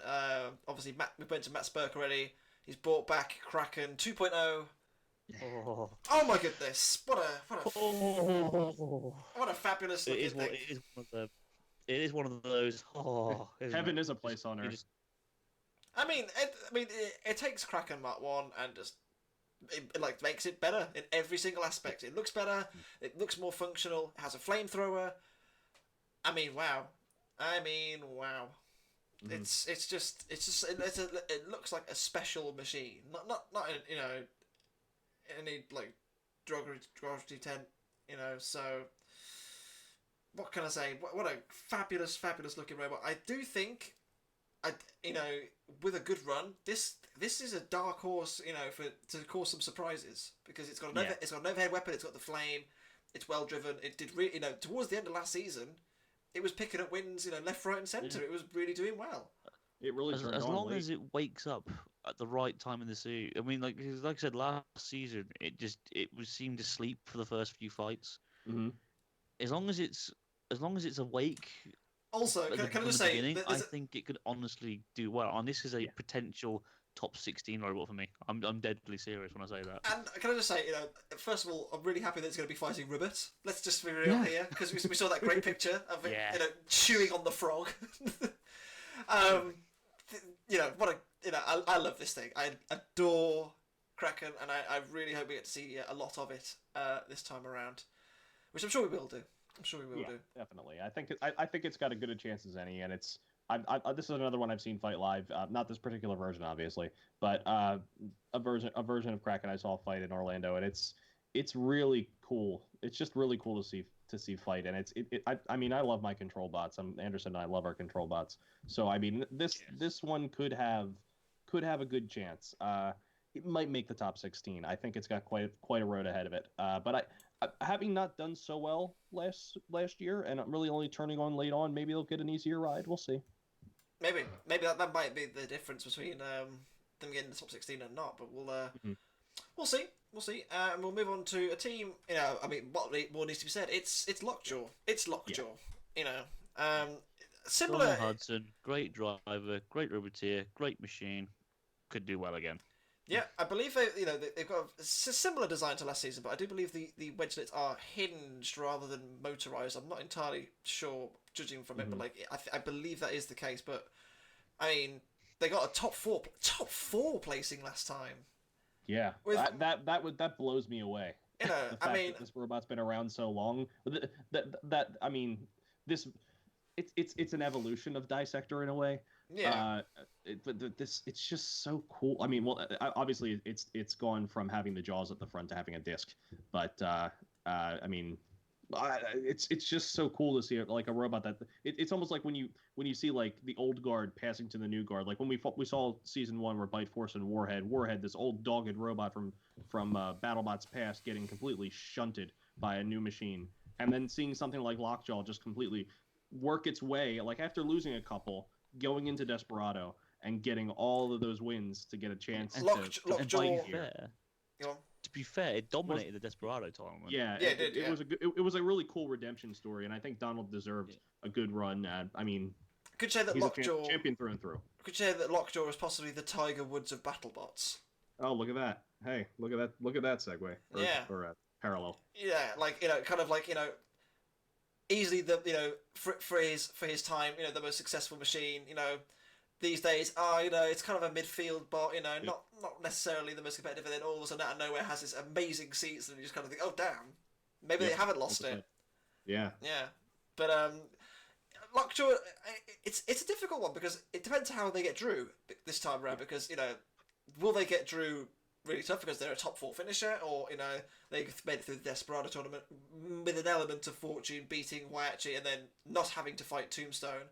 I think they are fighting Tombstone, actually. That was one of the confirmed draws. Ooh. So interesting to see. But LockJaw is a damn fine competitor, and you just don't really know. Donald Hudson is just such a quality driver. You don't know what you're going to get from him. But we'll see. And we'll move on to Lucky, which is, it's Lucky, really. Lucky Canucky's back again. I mean, they haven't been very lucky for the last couple seasons. No, they haven't. Well, they got that run in Desperado, and they almost made it through, but then you had LockJaw that got in the way. Yeah, and of course they were in the Last Chance Rumble as well. They didn't really get to see much of it. No, yeah, I think they were out pretty early. Yeah, I believe they've got this. They had. I think they. I remember seeing a picture from the Lucky Facebook page. I think they took like 10 frames or something stupid like that. Like, goddamn, how much money have these guys got? No, you got to be safe, more safe than sorry. 10 frames. Oh, goodness me. I mean, Lucky's a decent machine. Let's not be bad boys. I mean, they killed the super heavyweight division. Let's be real here. But has it seen its day? You know what I mean? This is another one of those robots where it's maybe times moved on. It might have a LockJaw run, but I don't think so. Times have moved on from when it was beating the super heavyweights, but it's I think it's still a very it's a decent midfield team, and I think they're going to be you wouldn't like to fight them. They know what. No, of course not. You know what the machine can do. So who knows how Lucky's going to do. Alright then guys, so we are currently about halfway through the BattleBots 2019 Ultimate Preview podcast. At this point, it's gone on for about an hour and 3/4. We want to, not necessarily take up so much of your time that you're going to be here for 3.5 hours, which is what the whole podcast is in total. So we're going to be splitting the podcast in half just here with robots A to L in this part, and then robots with the name starting M to Y in the second part. As I say, just to make things a little bit easier for you guys, it's that 3.5 hours is a long time to sit and listen to a podcast, so we're going to try and split it in half so you guys can watch it at your own leisure. I hope you're enjoying it so far, and we'll see you for part 2 in a bit. See you then.